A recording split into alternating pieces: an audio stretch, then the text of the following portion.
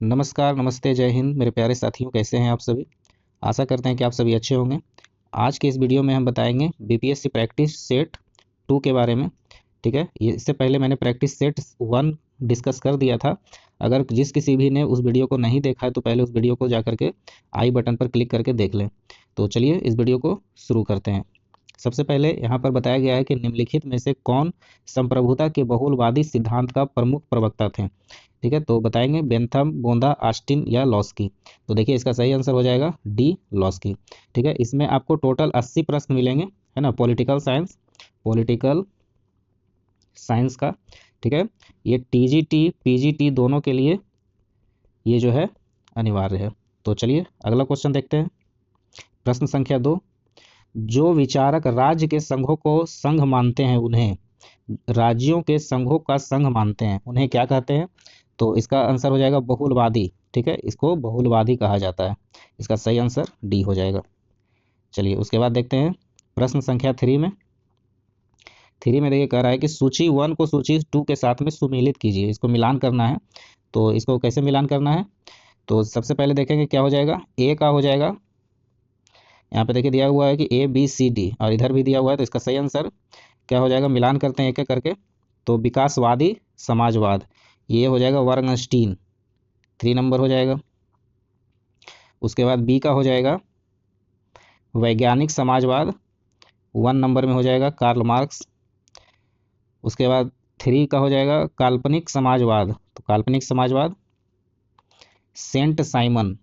ठीक है, उसके बाद लास्ट में जो बच गया 4 नंबर, इसको मिला दीजिए। ठीक है, 3 1 2 4, 3 1 2 4, देखिए यहाँ पर इसका सही आंसर ए हो जाएगा। ठीक है, चलिए अगला देखते हैं। प्रश्न संख्या 4 में देखते हैं 1936 में किसने कहा गांधीवाद जैसी कोई चीज नहीं है। तो गांधीवाद जैसी कोई चीज नहीं है किसने कहा था, तो ये खुद महात्मा गांधी ने कहा था। ठीक है, चलिए अगला प्रश्न। प्रश्न संख्या 5 में निम्नलिखित में से किसने मार्क्सवाद के व्यवहारिक प्रयोग में सर्वाधिक योगदान दिया है। तो किसने दिया है, यहाँ पर एंजल्स, स्टालिन, लेनिन और हैबरमास। तो ये इसका सही आंसर हो जाएगा 5 का सही आंसर हो जाएगा लेनिन हो जाएगा। एक्चुअली ये यहाँ पर बी होना चाहिए, तो आप इसको लेनिन ही मान लगाइएगा सही आंसर। ठीक है, ABCD होना चाहिए, तो AC हो गया, तो लेनिन इसका सही आंसर हो जाएगा। चलिए प्रश्न संख्या 6 में देखते हैं निम्नलिखित में से कौन सा संसदीय शासन प्रणाली का अपरिहार्य तत्व है, गुण है। तो बताएंगे कौन सा है 6 नंबर का। तो यहाँ पर 6 नंबर में हो जाएगा कार्यपालिका तथा विधायिका का समन्वय, कार्यपालिका तथा विधायिका का समन्वय। प्रश्न संख्या 7 में न्यायपालिका की स्वतंत्रता की अवधारणा में निहित है, न्यायपालिका की स्वतंत्रता की अवधारणा में निहित है। तो 7 नंबर का क्या हो जाएगा, 7 नंबर का देखिए हो जाएगा कार्यपालिका और विधायिका से न्यायपालिका की स्वतंत्रता। ठीक है, इसका डी आंसर सही हो जाएगा। चलिए प्रश्न संख्या 8 में देखते हैं वेस्टमिनिस्टर प्रतिमान मॉडल इंगित करता है कि एक विशेष प्रकार का, ये जो मॉडल है ये क्या इंगित करता है, विशेष प्रकार का क्या है मॉडल, तो विशेष प्रकार का संविधान है। ठीक है, चलिए अगला देखते हैं। प्रश्न संख्या 9 में निम्नलिखित में से कौन सा दबाव समूह का कार्य नहीं है। दबाव समूह का कार्य इसमें देखिए नहीं पूछ रहा है कि दबाव समूह का कार्य नहीं है। ठीक है, तो क्या हो जाएगा, देखते हैं क्या करके, सरकार निर्माण के लिए चुनाव लड़ना। तो दबाव समूह कभी चुनाव नहीं लड़ता है। चलिए आगे देखते हैं क्या है कि अपने पक्षधर अभ्यर्थियों को निर्वाचित कराने में सहायता करना, ये करता है। अपने हितों की पूर्ति हेतु विधायकों का समर्थन प्राप्त करने के प्रयोजन से उन्हें संरक्षण देना, यह भी करता है। तो जनमत का समर्थन प्राप्त करने के लिए उसे प्रभावित करना, यह भी करता है। यानी कि ये काम नहीं करता है, बाकी ये तीनों करता है, तो इसका सही आंसर ए हो जाएगा। चलिए प्रश्न संख्या 10 में देखते हैं राजनीतिक दल की परिभाषा सर्वप्रथम दी गई, राजनीतिक दल की परिभाषा सर्वप्रथम दी गई थी किसके द्वारा, तो बर्क के द्वारा। चलिए अगला देखते हैं। प्रश्न संख्या 11 निम्नलिखित में से किस देश में एक दलीय व्यवस्था है। कौन सा देश है जहां पर एक दलीय व्यवस्था है, बताएंगे सभी लोग कमेंट बॉक्स में। अगर कोई भी प्रश्न अगर आपके दिमाग में है तो आप नीचे कमेंट बॉक्स में लिख सकते हैं। प्रश्न संख्या 11 का क्या हो जाएगा, तो चीन हो जाएगा। ठीक है, यहाँ पर एक दलीय व्यवस्था है। प्रश्न संख्या 12, भारतीय संघवाद बल देता है, भारतीय संघवाद जो है बल देता है किस पर? शक्तियों के विभाजन पर, राज्यों के सुदृढ़ता पर, राष्ट्रीयताओं के साथ समझौते पर, या राष्ट्र की एकता पर। ठीक है, तो राष्ट्र की एकता पर इसका सही आंसर हो जाएगा। प्रश्न संख्या 13 में, अलिखित संविधान सामान्यतः निम्न में से किसको अपनाता है? सामान्यतः किसको अपनाता है? अलिखित संविधान। यहाँ देखिए अलिखित संविधान कह रहा है तो किसको अपनाता है? तो रीति रिवाज एवं प्रचलन को अपनाता है। जो पहले से चलते आ रहा है जो विधि व्यवस्था, उसी को ज़्यादातर वो अपनाता है, अलिखित संविधान, जबकि लिखित संविधान में ऐसा नहीं होता है। प्रश्न संख्या 14 में देखेंगे कि निम्नलिखित में से कौन स्वराज पार्टी से संबंधित था? देखिए इंपॉर्टेंट क्वेश्चन है ये। स्वराज पार्टी से संबंधित था, तो स्वराज पार्टी से संबंधित था कौन सा, बताएंगे? प्रश्न संख्या 14 का तो मोतीलाल नेहरू। ठीक है, मोतीलाल नेहरू। बहुत सारे स्टूडेंट क्या करते हैं, जवाहरलाल नेहरू लगा देते हैं, तो ये नहीं होगा। ठीक है, मोतीलाल नेहरू। चलिए अगला देखते हैं। प्रश्न संख्या 15 में, निम्न में से कौन युग्म सुमेलित नहीं है? देखिए उसको मिलाना है, मिलान करना है 15 का, तो सुमेलित जो नहीं है वो करना है। यहाँ पर नहीं पूछ रहा है, ठीक है, तो नहीं पूछ रहा है, तो इसमें कौन सा है? तो देखिए इंदिरा गांधी संपूर्ण क्रांति, नहीं यहाँ पर संपूर्ण ये नहीं होगा। ठीक है, चलिए अगला देखते हैं। महात्मा गांधी तो ट्रस्टीशिप, ये भी ठीक है। बलवंत राय मेहता प्रजातांत्रिक विकेंद्रीकरण, ठीक है। विनोबा भावे अनुशासन पर्व, ठीक है। तो यानी इंदिरा गांधी ये जो संपूर्ण क्रांति नहीं होगा, ये जो है सुमेलित नहीं होगा, तो इसका ए सही आंसर हो जाएगा। ठीक है, चलिए अगला देखते हैं। 15 नंबर में, एम ए जिन्ना का 14 बिंदु किसके विरुद्ध था? 14 बिंदु जो था किसके विरुद्ध था? तो नेहरू रिपोर्ट के विरुद्ध था। ठीक है, चलिए अगला देखते हैं। 17 में, भारतीय संविधान का कौन सा अनुच्छेद संसद को नागरिकता के अधिकार को नियमित करने की शक्ति प्रदान करता है? प्रश्न संख्या 17 में क्या हो जाएगा? तो कौन सा अनुच्छेद? तो अनुच्छेद 11। ठीक है, चूंकि आप पढ़ेंगे नागरिकता के बारे में, तो अनुच्छेद 11 में ऐसा अधिकार प्रदान करता है।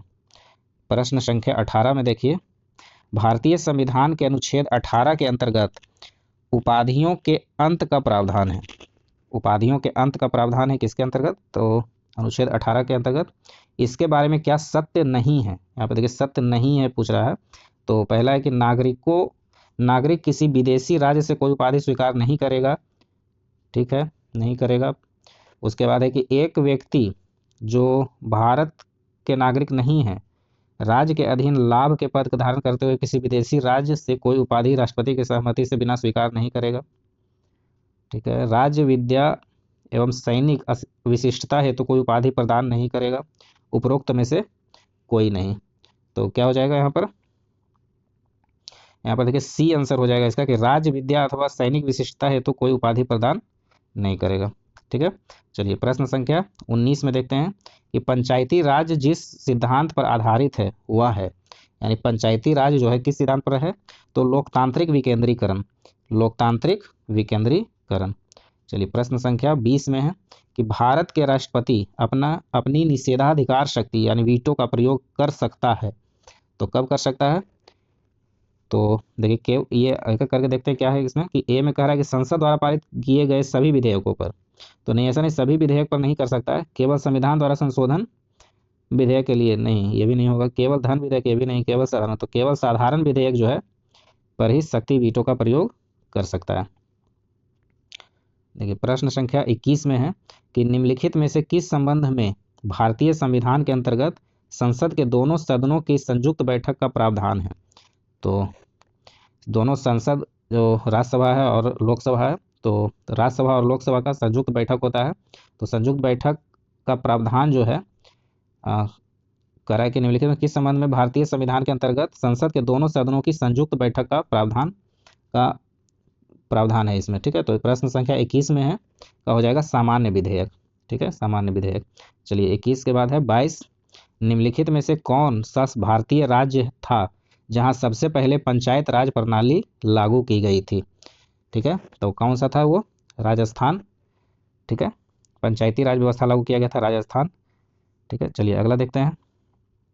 22 में, भारतीय संविधान तटस्थ न्यायाधीशों की नियुक्ति की व्यवस्था करता है। न्यायाधीशों की नियुक्ति की व्यवस्था करता है?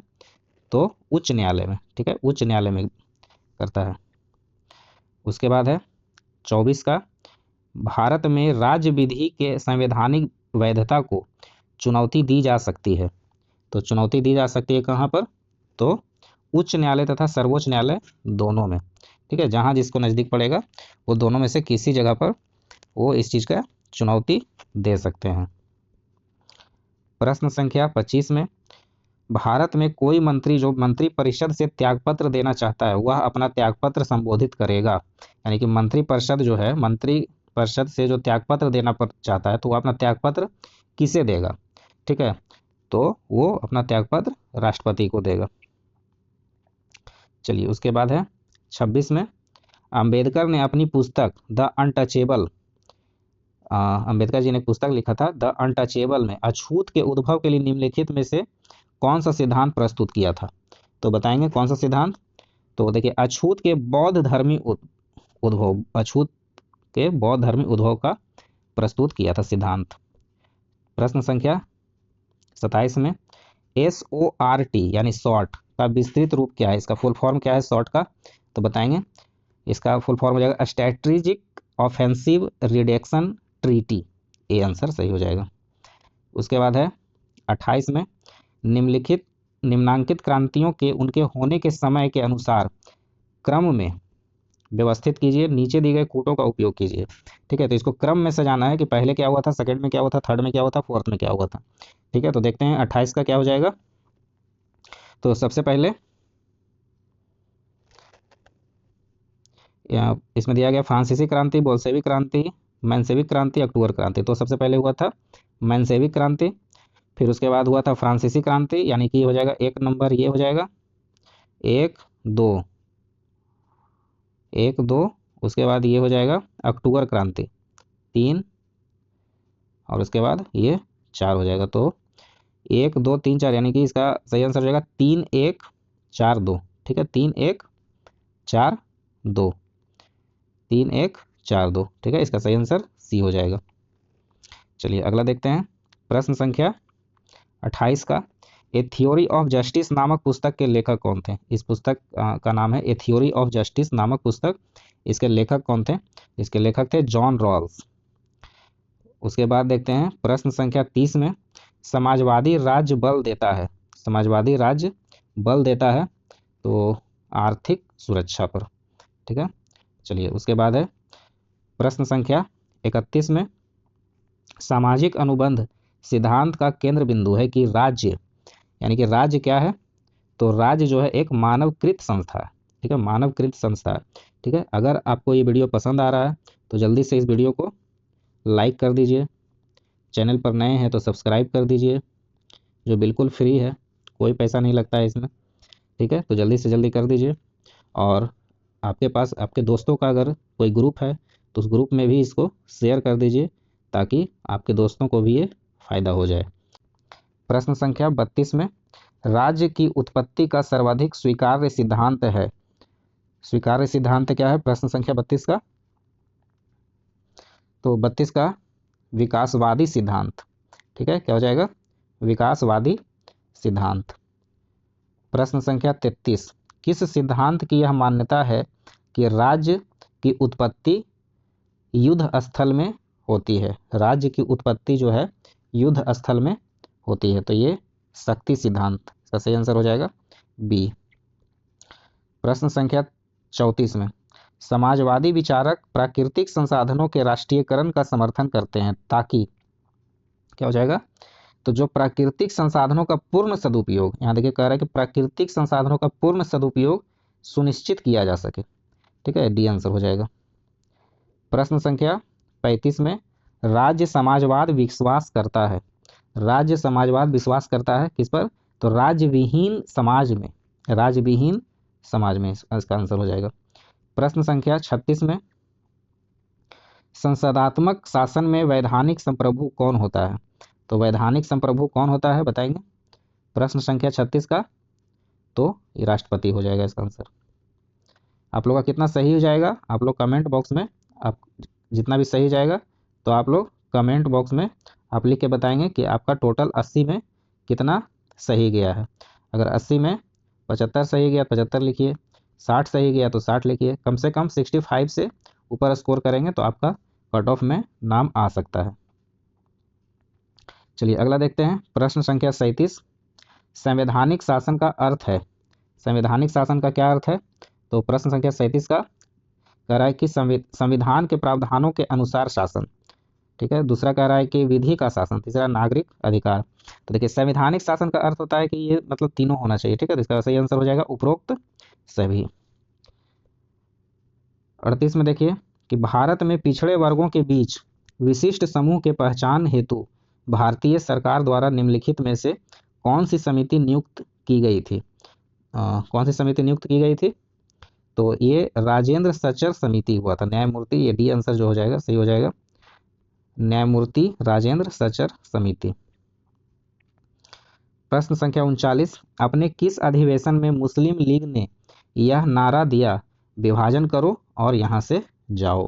ठीक है, प्रश्न संख्या 39 में कौन सा ये कहा था? तो ये देखिए 1943 में कहा था, कराची में।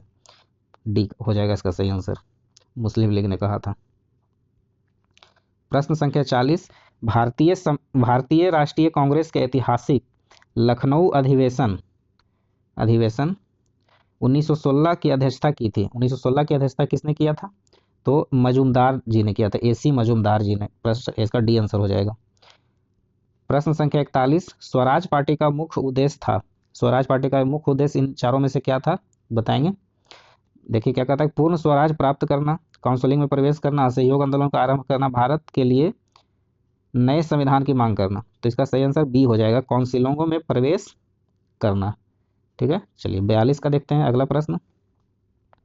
असहयोग आंदोलन इसलिए स्थगित किया गया कि, असहयोग आंदोलन क्यों स्थगित किया गया था?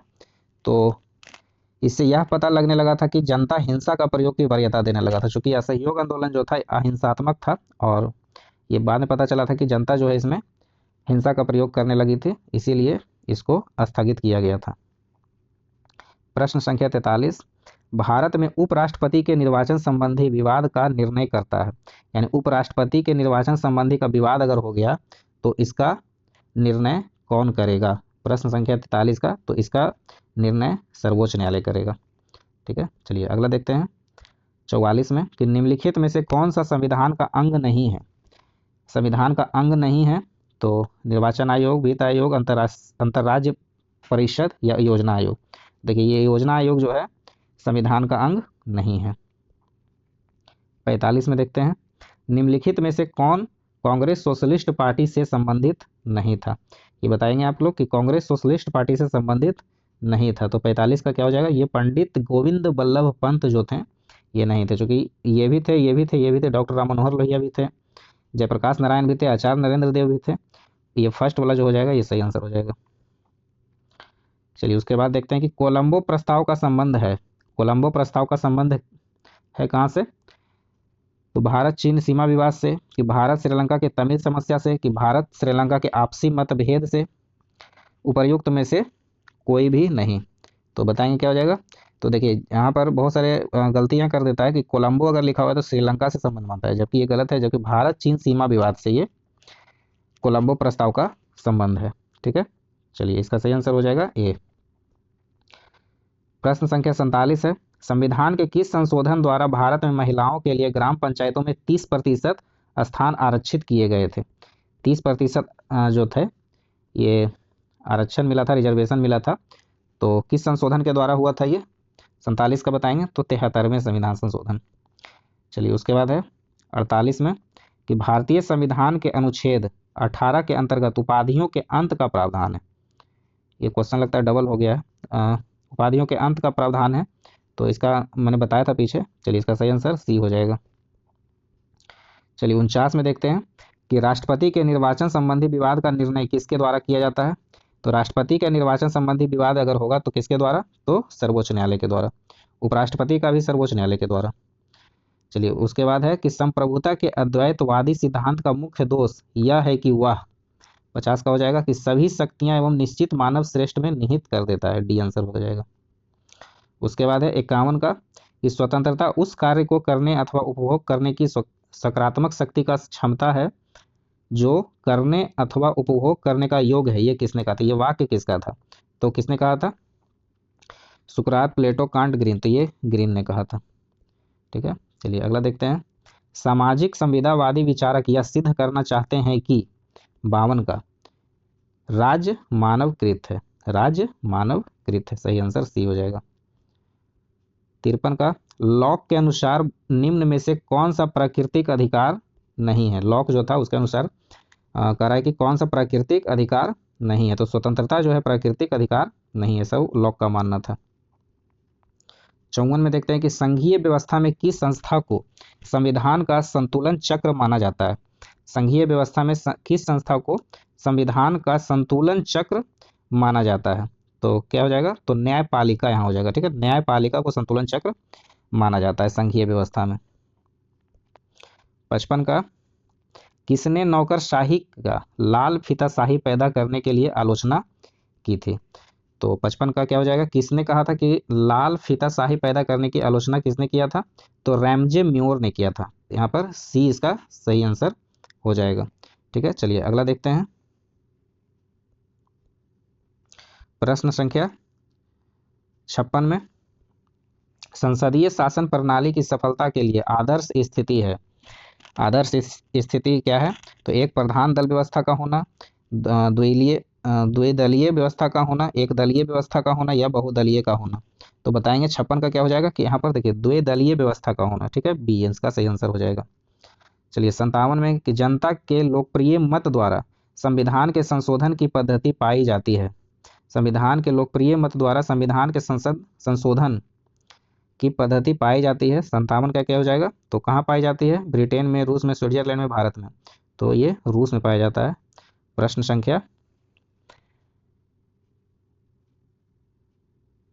नहीं, यहाँ पर स्विट्जरलैंड हो जाएगा, इसका सही आंसर हो जाएगा स्विट्जरलैंड। ठीक है, स्विट्जरलैंड इसका सही आंसर हो जाएगा। चलिए सन 58 में देखते हैं, निम्नलिखित में से कौन न्यू इंडिया नामक पुस्तक के लेखक हैं, न्यू इंडिया नामक पुस्तक के लेखक कौन है, न्यू इंडिया नामक पुस्तक के लेखक कौन है, बताएंगे।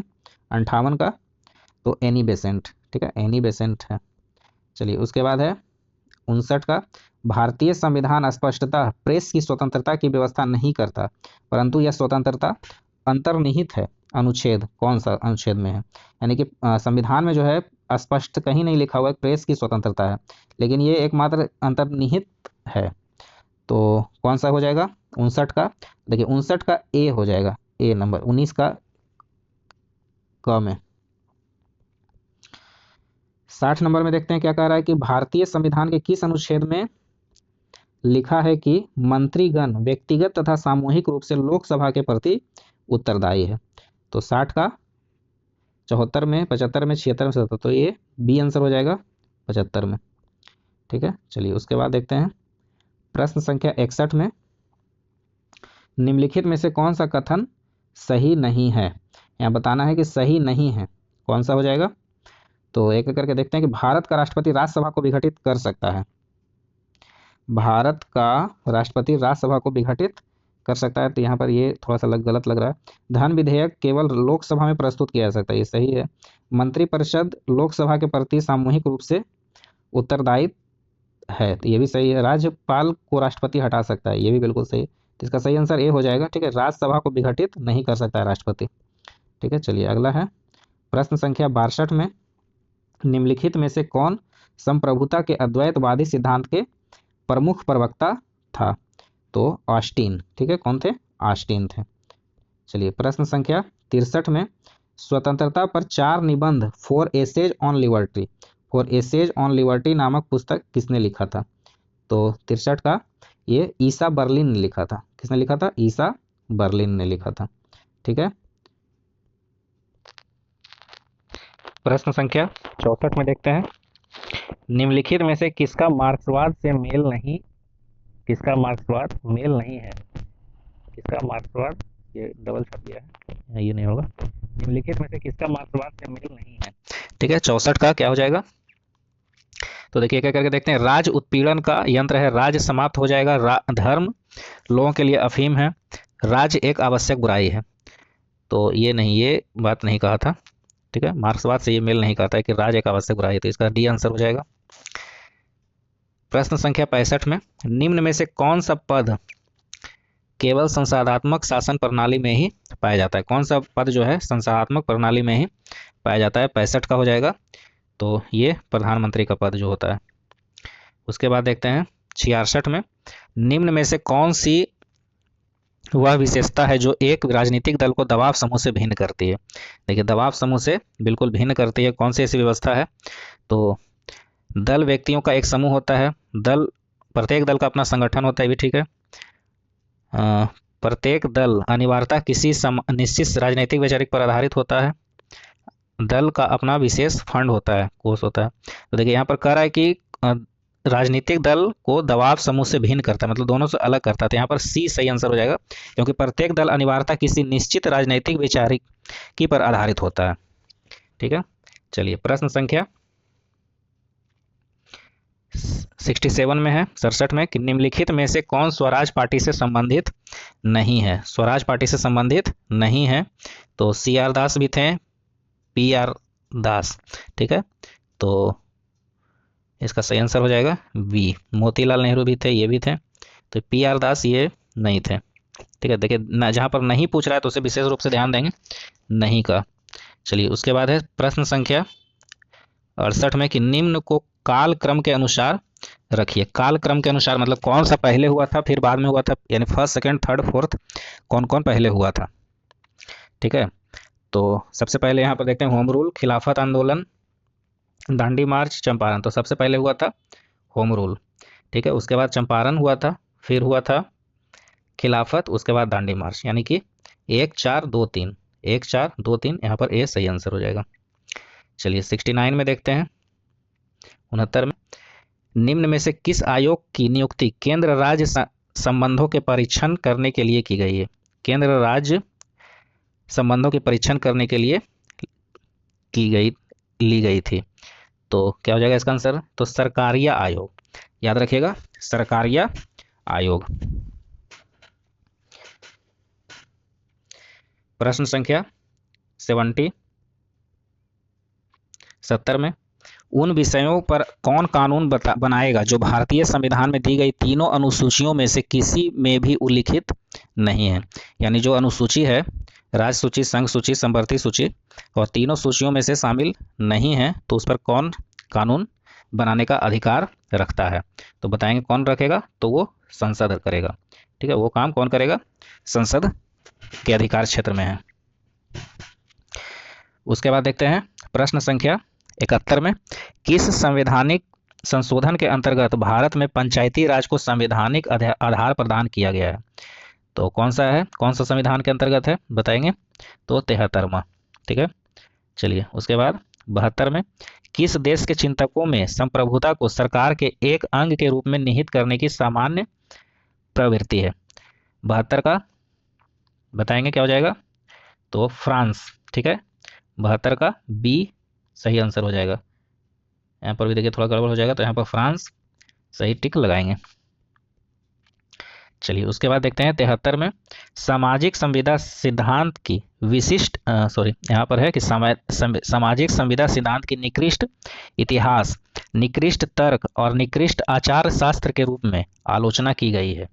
तो 73 का कौन है? Henry Maine, H J Laski, F Wilson, Ernest Barker. इसका सही आंसर अर्नेस्ट वार्कर। 74 में देखें किसने राजनीतिक दलों को विचारों का दलाल कहा है? विचारों का दलाल कहा है किसने? ब्राइस, लावेल, मैकावर या मिशेल? बताएंगे 74 का, तो ये लावेल हो जाएगा। 75 में देखें क्रिप्स मिशन भारत आया था। क्रिप्स मिशन भारत कब आया था? क्रिप्स मिशन भारत कब आया था? तो बताएंगे क्रिप्स मिशन कब आया था? 1928 में, 1940 में, 1942 में, 1945 में। बहुत ही आसान क्वेश्चन है, बताएंगे जल्दी। तो इसका सही आंसर 1942। 76 में देखिए असहयोग आंदोलन इसलिए स्थगित किया गया था कि, यह भी लगता है प्रश्न 2 बार हो गया, इससे यह पता चलने लगा था कि जनता हिंसा का प्रयोग की वरीयता देने लगी थी, चूंकि इसमें हिंसा करने लगी थी जनता। ठीक है, चलिए अगला देखते हैं 77 में निम्नलिखित में से कौन सही नहीं है? निम्नलिखित में से कौन सा सही नहीं है? तो मंत्रिपरिषद लोकसभा के प्रति सामूहिक रूप से उत्तरदायित्व होता है, देखिए यहाँ नहीं पूछ रहा है, ठीक है ना। तो ये एक मंत्री जो किसी भी सदन का सदस्य नहीं है 6 मास की अवधि के बाद मंत्री रह सकता है। मंत्री राष्ट्रपति के प्रसाद पर्यंत पद पर, ये सही है। मंत्रियों का वेतन दूसरी सूची में निर्दिष्ट है, ये भी सही। ध्यान देखिए ये सही हो जाएगा इसका आंसर, कि जो मंत्री सदन में सदस्य नहीं है 6 मास की अवधि के बाद भी मंत्री रह सकता है, ऐसा नहीं है, ठीक है।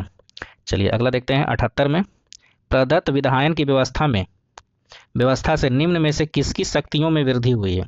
प्रदत्त विधायन की व्यवस्था से निम्न में से किसकी शक्तियों की वृद्धि हुई है, तो किसकी शक्तियों में, नौकरशाही की। प्रश्न संख्या 79 में, निम्नलिखित में से कौन सी सरकार सामूहिक उत्तरदायित्व के सिद्धांत पर कार्य करती है, तो कौन करती है, तो संसारात्मक। और आज का ये अंतिम प्रश्न, प्रश्न संख्या 80, ठीक है। प्रजातंत्र का नव उदारवादी सिद्धांत है, प्रजातंत्र का नव उदारवादी सिद्धांत है, इसका सही आंसर हो जाएगा शास्त्रीय प्रजातांत्रिक सिद्धांत की अस्वीकृति, या शास्त्रीय प्रजातंत्र सिद्धांत का रूपांतरण, या फिर सिद्धांत का विकृत रूप, या उपरोक्त में से कोई नहीं। तो इसका सही आंसर हो जाएगा सिद्धांत का रूपांतरण, बी सही आंसर हो जाएगा, ठीक है। आज के लिए इतना ही। अगर आपको ये वीडियो पसंद आया तो लाइक कीजिए, नहीं पसंद आया डिसलाइक कीजिए। चैनल पर नए हैं, चैनल को सब्सक्राइब कर दीजिए, ठीक है। मिलते हैं अगले वीडियो में। Thanks for watching this video.